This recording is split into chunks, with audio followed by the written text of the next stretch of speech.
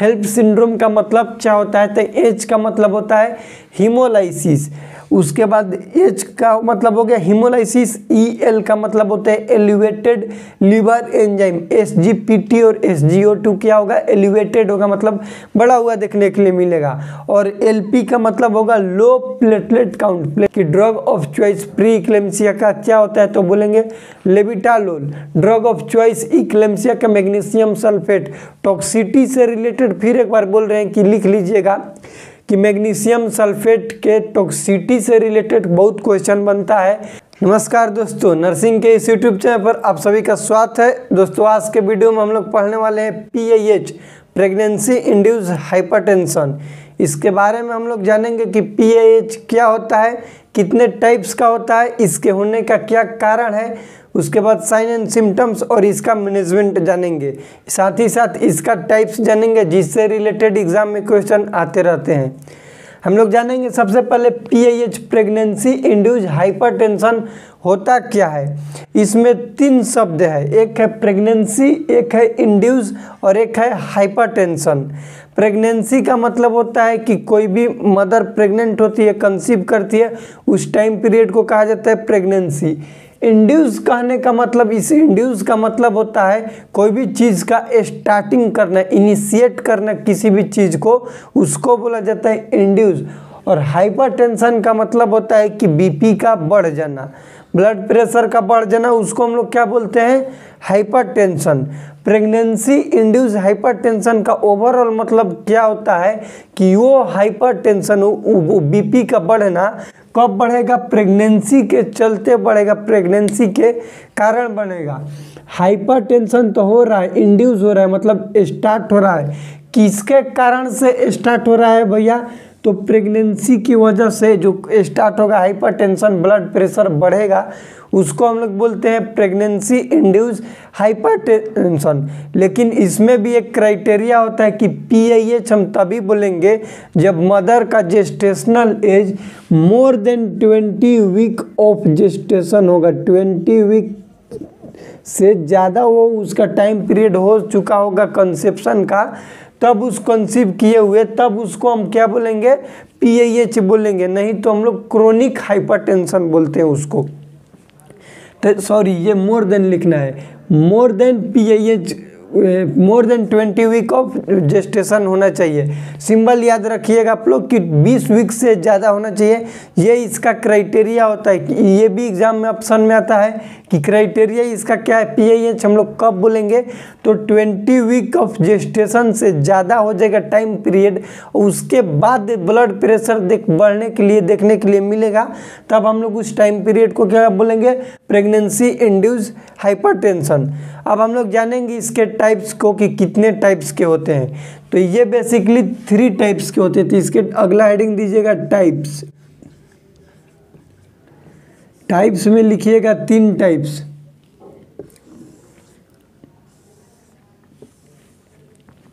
सबसे पहले होता है जेस्टेशनल,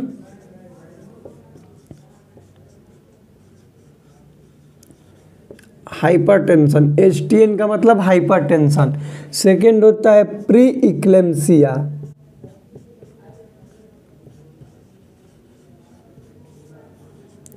और थर्ड होता है इक्लेम्सिया।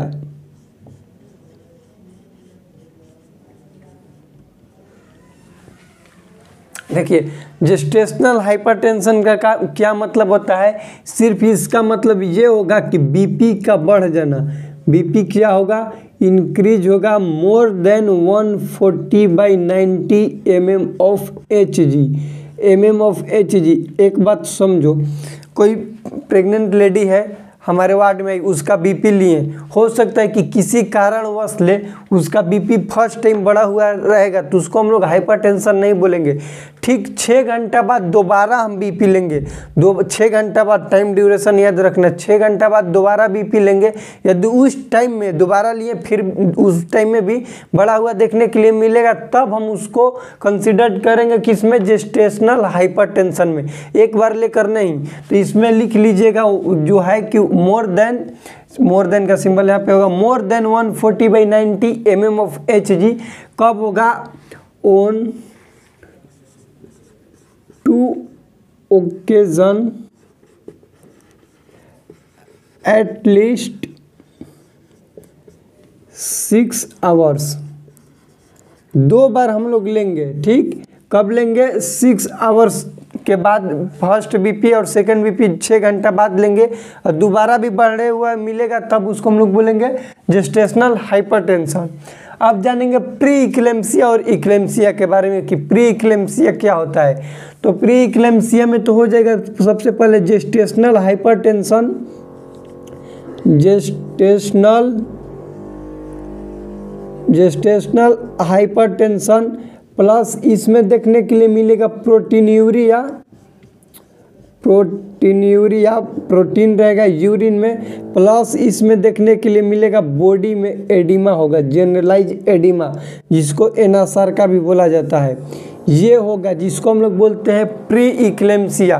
क्वेश्चन एग्जाम में डायरेक्ट ऑप्शन में आता है कि प्री इक्लेम्सिया में क्या क्या होता है, तो बोलेंगे जेस्टेशनल हाइपरटेंशन। जेस्टेशनल हाइपरटेंशन का मतलब कि बीपी बढ़ा हुआ रहेगा, 140/90 mmHg से ज़्यादा रहेगा।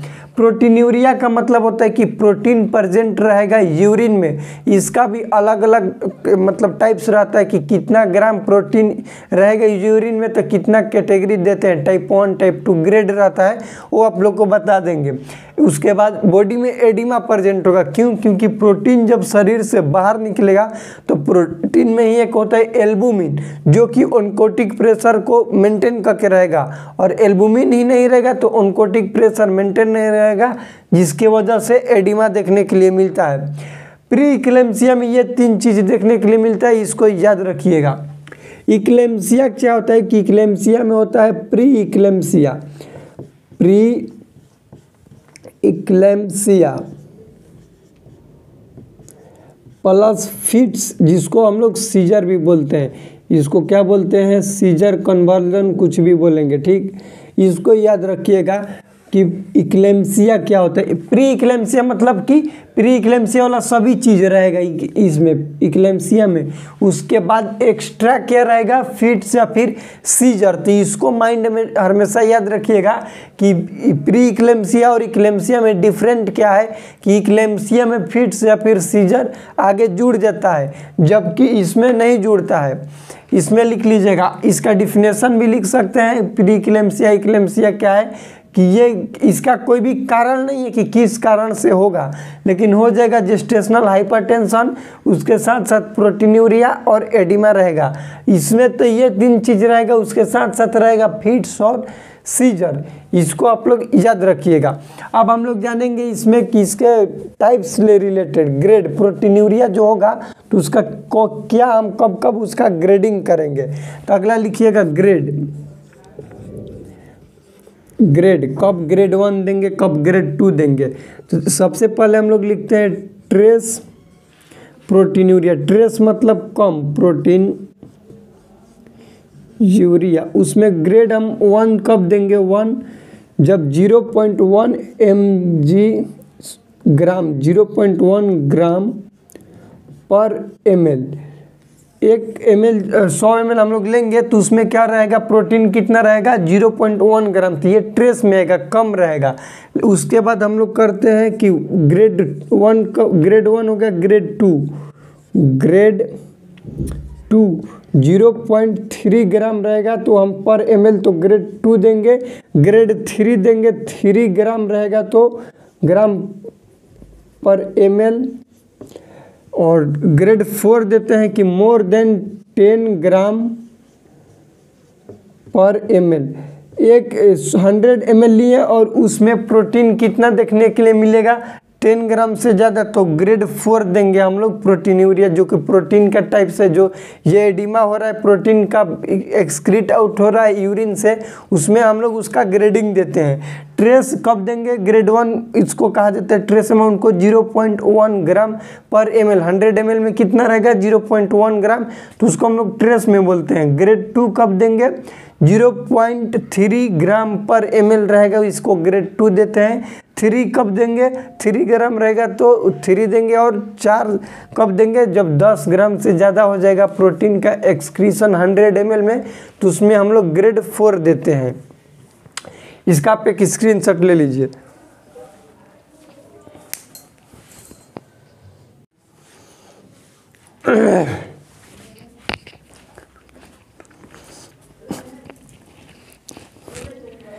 देखिए अब हम लोग जानेंगे इसका sign and symptoms of PIH, pregnancy induced hypertension का क्या क्या साइन एंड सिम्टम्स देखने के लिए मिलेगा।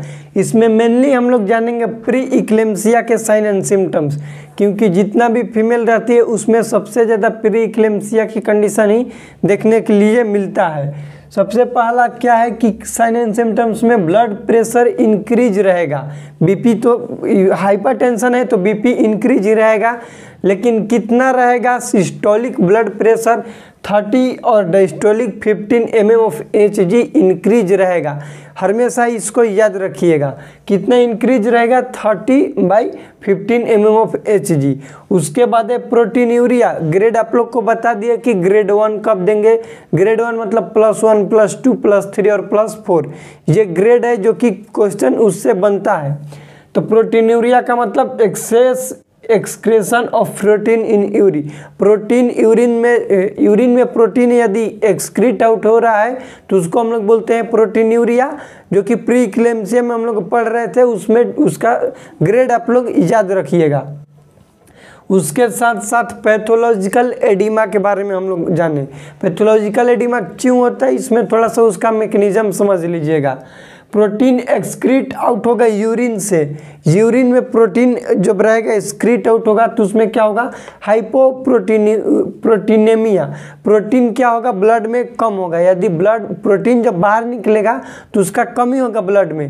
यदि ब्लड में प्रोटीन कमी होगा तो प्रोटीन का काम क्या है कि ओन्कोटिक प्रेशर और ऑस्मोटिक प्रेशर को मेंटेन करके रखना। यदि पूरा प्रोटीन के बात करें, जैसे प्रोटीन में होता है फाइब्रिनोजन भी होता है, ग्लोबुलिन होता है और एल्बुमिन होता है, ये तीनों मिलके मेंटेन करता है ऑस्मोटिक प्रेशर। इस कंसेप्ट को थोड़ा सा ध्यान से समझिएगा। प्रोटीन में 3 होते हैं, फाइब्रिनोजन होता है, ग्लोबुलिन होता है और एल्बुमिन होता है। होल प्रोटीन, पूरा प्रोटीन, संपूर्ण प्रोटीन मिलके मेंटेन जो करेगा उसको कहते हैं ऑस्मोटिक प्रेशर। और सिर्फ यदि एल्बुमिन मेंटेन करेगा उसको बोला जाता है ओन्कोटिक प्रेशर। तो यदि कोई आप लोग से डिफरेंट भी पूछे कि ऑस्मोटिक प्रेशर और ओन्कोटिक प्रेशर में क्या डिफरेंट है तो इसको आप लोग बता दीजिएगा। और इसका काम क्या होता है, क्या होता है ऑस्मोटिक प्रेशर और ओन्कोटिक प्रेशर? तो ब्लड वेसल्स के अंदर, ध्यान से समझना, ब्लड वेसल्स के अंदर फ्लूइड के मात्रा को मेंटेन करके रखता है। ना तो बाहर से अंदर आने देगा और ना ही अंदर से बाहर जाने देगा। ओन्कोटिक प्रेशर और ऑस्मोटिक प्रेशर यदि ये कम होगा तो फ्लूइड स्केप आउट होगा, ब्लड वेसल्स से बाहर निकलेगा। अब बाहर निकलेगा तो वहाँ पर क्या देखने के लिए मिलेगा? एडिमा। जिस एडिमा को हम लोग बोलते हैं पैथोलॉजिकल एडिमा। इसके साइन एंड सिम्टम्स है, इसको भी याद रखिएगा। नेक्स्ट हम लोग जानेंगे कॉजेज क्या है प्रेगनेंसी इंड्यूस हाइपरटेंशन, और इसमें हम लोग पढ़ रहे हैं प्री इक्लेम्सिया। उसका एग्जैक्ट कॉज अननोन है, एग्जैक्ट कॉज किसी को पता नहीं है, और अननोन कॉज को इडियोपैथिक भी कहा जाता है। तो इसको भी लिख लीजिएगा कि अननोन कॉज जो भी रहता है उसको हम लोग इडियोपैथिक बोलते हैं। उसके बाद सेकंड है डिक्रीज PgI2 और नाइट्रिक ऑक्साइड। प्रोस्टाग्लैंडिन I2 और नाइट्रिक ऑक्साइड का लेवल कम हो जाना बॉडी में, जिसके वजह से क्या हो सकता है? Pre eclampsia, pregnancy induced hypertension. ये नॉर्मल रहता है। जो प्रोस्टाग्लैंडिन I2 और नाइट्रिक ऑक्साइड है ये वेसोडाइलेटर का काम करता है, मतलब ब्लड वेसल्स को डायलेट करके रखेगा। यदि इसका अमाउंट कम होगा तो ब्लड वेसल्स को कंस्ट्रिक्ट कर देगा, ब्लड वेसल्स को पतला करेगा, और पतला जब करेगा तो उसमें ब्लड का फ्लो तेज हो जाएगा, जिसको हम लोग बोलते हैं हाइपरटेंशन। इसका ये मैकेनिज्म है, याद रखिएगा। नेक्स्ट है इंडोथेलियल डिसफंक्शन। इंडोथेलियल लाइनिंग का क्या हो जाना? डिसफंक्शन। क्यों होगा? वासोकंस्ट्रिक्शन हो रहा है, जिसके वजह से ब्लड सप्लाई लीवर को डिक्रीज हो जाएगा, कम होगा, इनसफिशिएंट अमाउंट में होगा। जब लीवर को ही ब्लड सप्लाई कम होगा तो वो क्या करेगा? डिस्टर्ब करेगा मेटाबॉलिज्म, क्योंकि मेटाबॉलिज्म में सबसे ज़्यादा कौन सा ऑर्गन हेल्प करता है, तो लीवर करता है। यदि लीवर को ब्लड सप्लाई नहीं हो पाएगा तो ये मेटाबॉलिज्म नहीं कर पाएगा अच्छा से, और जब मेटाबॉलिज्म नहीं होगा तो फ्री रेडिकल्स का वहाँ पर फॉर्मेशन होगा, और फ्री रेडिकल्स किडनी में जाके किडनी के ग्लोमेरुलस जो पार्ट होता है उसको डैमेज करेगा, और ग्लोमेरुलस का डैमेज कर देगा तो वहाँ पर प्रोटीनूरिया देखने के लिए मिलेगा, क्योंकि ग्लोमेरुलस जो होता है वो प्रोटीन को छानने का काम करता है, फिल्टर करने का काम करता है, और वो डैमेज हो जाएगा तो प्रोटीन को फिल्टर कर नहीं पाएगा, तो सब प्रोटीन बह जाएगा वहाँ से, जिसके वजह से प्रोटीनूरिया देखने के लिए मिलेगा। इसको आप लोग याद रखिएगा।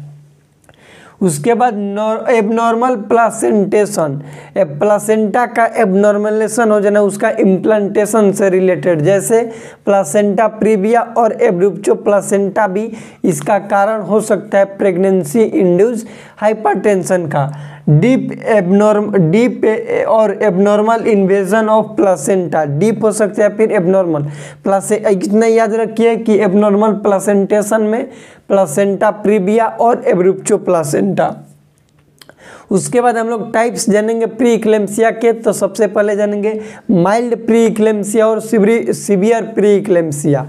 माइल्ड प्री इक्लेम्सिया कब बोलेंगे, जब ब्लड प्रेशर 140 और सिस्टोलिक बता रहे हैं 140 और 160 और डायस्टोलिक 90 से 110 के बीच में रहेगा, इसको बोलते हैं mild pre eclampsia. Severe pre eclampsia कब बोलेंगे, जब ब्लड प्रेशर 160/110 mm/Hg क्रॉस कर जाएगा, मोर देन हो जाएगा, उसको बोलेंगे सीवियर प्री इक्लेम्सिया। उसके बाद इसमें प्रोटीनूरिया का जो ग्रेड रहेगा, ग्रेड 1 और 2 देंगे, मतलब +1 +2 जो भी था उसमें +1 में था कितना 0.1, +2 में कितना था 1 था, और +3 +4, +3 में 3 था और 4 में मोर देन 10 mg/ml था, ग्राम पर ml, तो उसको याद रखिएगा। उसको हम कब देंगे, सीवियर प्री इक्लेम्सिया के टाइप्स में। उसके बाद इसमें माइल्ड पैथोलॉजिकल एडिमा होता है और इसमें सीवियर पैथोलॉजिकल एडिमा देखने के लिए मिलता है, इसको याद कर लीजिएगा। सीवियर प्री इक्लेम्सिया में एक्स्ट्रा कुछ चीज़ें जैसे अलार्मिंग साइन देखने के लिए इसमें मिलता है, जैसे ऑक्सीपिटल हेडक होगा, ऑक्सीपिटल हम लोग का रीजन जहाँ पर है वहाँ पर हेडक होगा, ब्लड विजन होगा, धुंधला दिखाई देगा। उसके साथ साथ मोस्ट इम्पॉर्टेंट चीज़ यहाँ पर इसमें लिख लीजिएगा, हेल्प सिंड्रोम। क्या चीज़, हेल्प सिंड्रोम क्या होता है, तो एच का मतलब होता है हीमोलाइसिस, हीमोलाइसिस, और एल का मतलब होता है elevated liver enzyme. Liver enzyme कौन कौन सा होता है, तो SGPT और SGOT, इसको याद रखिएगा। और LP का मतलब होता है कि क्या चीज़ होगा, लो होगा प्लेटलेट, पेशेंट का प्लेटलेट क्या होगा, लो होगा, इसको याद रखिएगा। कई बार क्वेश्चन ऑप्शन में ये भी आता है कि हेल्प सिंड्रोम क्या होता है, हेल्प सिंड्रोम का मतलब क्या होता है, तो एच का मतलब होता है हीमोलाइसिस। उसके बाद एच का मतलब हो गया हीमोलाइसिस, EL का मतलब होता है एलिवेटेड लिवर एंजाइम, SGPT और SGO2 क्या होगा, एलिवेटेड होगा, मतलब बड़ा हुआ देखने के लिए मिलेगा। और LP का मतलब होगा लो प्लेटलेट काउंट, प्लेटलेट का जो हम लोग के बॉडी में अमाउंट होता है वो कम होगा, ये देखने के लिए मिलता है हेल्प सिंड्रोम में। तो इसको याद रखिएगा कि हेल्प सिंड्रोम क्या होता है। उसके बाद हम लोग जानेंगे इसका मैनेजमेंट, प्री इक्लेम्सिया सबका मैनेजमेंट कैसे किया जाता है। यहाँ से क्वेश्चन आता है ड्रग ऑफ चॉइस से रिलेटेड, कि प्री इक्लेम्सिया का ड्रग ऑफ चॉइस क्या है और इक्लेम्सिया का ड्रग ऑफ चॉइस क्या है। प्री इक्लेम्सिया में फिट्स देखने के लिए नहीं मिलता है, उसमें सिर्फ हाइपरटेंशन रहता है, प्रोटीनूरिया रहता है, तो उसमें ड्रग ऑफ चॉइस होता है जिस मेडिसिन का नाम है लेविटालोल। उसको याद रखिएगा क्योंकि ये क्वेश्चन कई बार एग्जाम में आया हुआ है कि drug of choice pre eclampsia, तो बोलेंगे लेविटालोल। जिस वर्ड के अंत में लोल लग जाए वो हाइपरटेंशन में मेडिसिन यूज लिया जाता है। Drug of choice eclampsia MgSO4, जिसको मैग्नीशियम सल्फेट भी कहा जाता है। मैग्नीशियम सल्फेट किसका है ड्रग ऑफ चॉइस, इक्लेम्सिया का, जिसमें सीजर फिट्स इंक्लूड रहता है। नॉर्मल मैग्नीशियम सल्फेट का सीरम लेवल कितना होता है 4 से 7 मिली इक्विवेलेंट पर लीटर, लेकिन ये 7 से ज़्यादा होगा, 7 से नहीं 12 से ज़्यादा होता है तो मैग्नीशियम टॉक्सिसिटी शो करता है।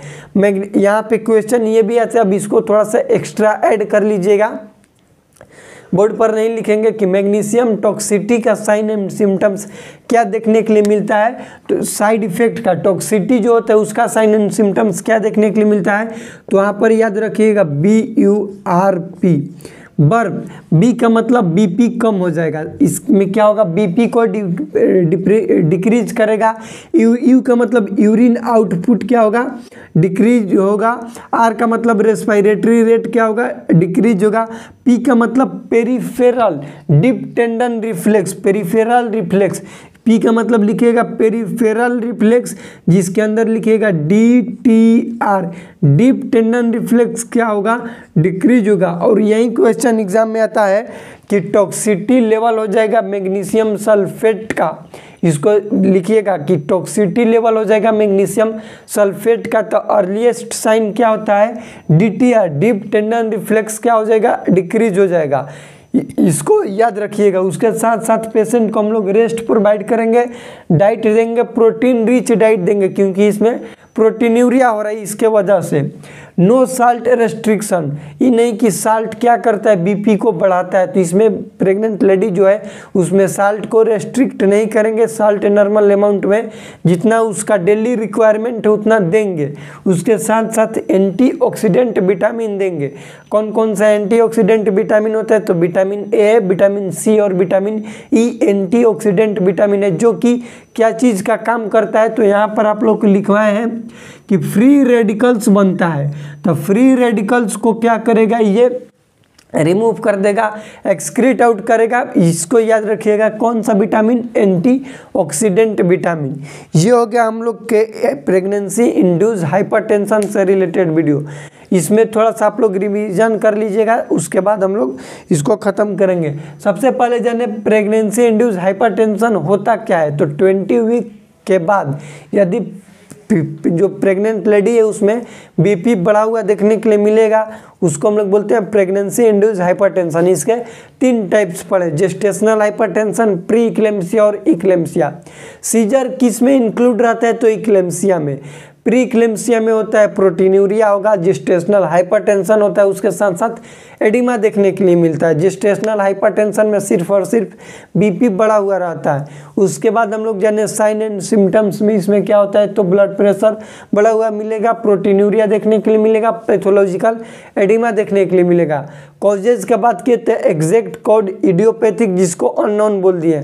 उसके बाद प्रोस्टाग्लैंडिन I2 और नाइट्रिक ऑक्साइड डिक्रीज रहेगा। उसके बाद जाने कि इंडोथीलियल डिस्फंक्शन हो सकता है, एबनॉर्मल प्लासेंटेशन हो सकता है। ये हो गया कॉजेज। अब बोलेंगे साइन एंड सिम्टम्स, तो यही हो गया साइन एंड सिम्टम्स। मैनेजमेंट में क्वेश्चन आता है ड्रग ऑफ चॉइस से रिलेटेड कि drug of choice pre eclampsia का क्या होता है, तो बोलेंगे लेविटालोल। ड्रग ऑफ चॉइस इक्लेम्सिया का मैग्नीशियम सल्फेट। टॉक्सिसिटी से रिलेटेड फिर एक बार बोल रहे हैं कि लिख लीजिएगा कि मैग्नीशियम सल्फेट के टॉक्सिसिटी से रिलेटेड बहुत क्वेश्चन बनता है कि क्या क्या साइन एंड सिम्टम्स देखने के लिए मिलेगा, तो ट्रिक याद रखिएगा BURP बर्प। बी का मतलब बीपी डिक्रीज होगा, यू का मतलब यूरिन आउटपुट डिक्रीज होगा, आर के मतलब रेस्पिरेटरी रेट डिक्रीज होगा, पी का मतलब पेरिफेरल रिफ्लेक्स, पी का मतलब पेरिफेरल रिफ्लेक्स जिसके अंदर DTR deep tendon reflex check किया जाता है वो डिक्रीज मिलेगा, और डीप टेंडन रिफ्लेक्स ले क्वेश्चन आया हुआ है एग्जाम में। ये हो गया हम लोग के प्रेगनेंसी इंड्यूस हाइपरटेंशन से रिलेटेड वीडियो कैसा लगा प्लीज़ कमेंट सेक्शन में बताइएगा। इस वीडियो को अपने दोस्तों के साथ शेयर कीजिएगा। मिलते हैं अगले वीडियो में, तब तक के लिए जय राम जी की।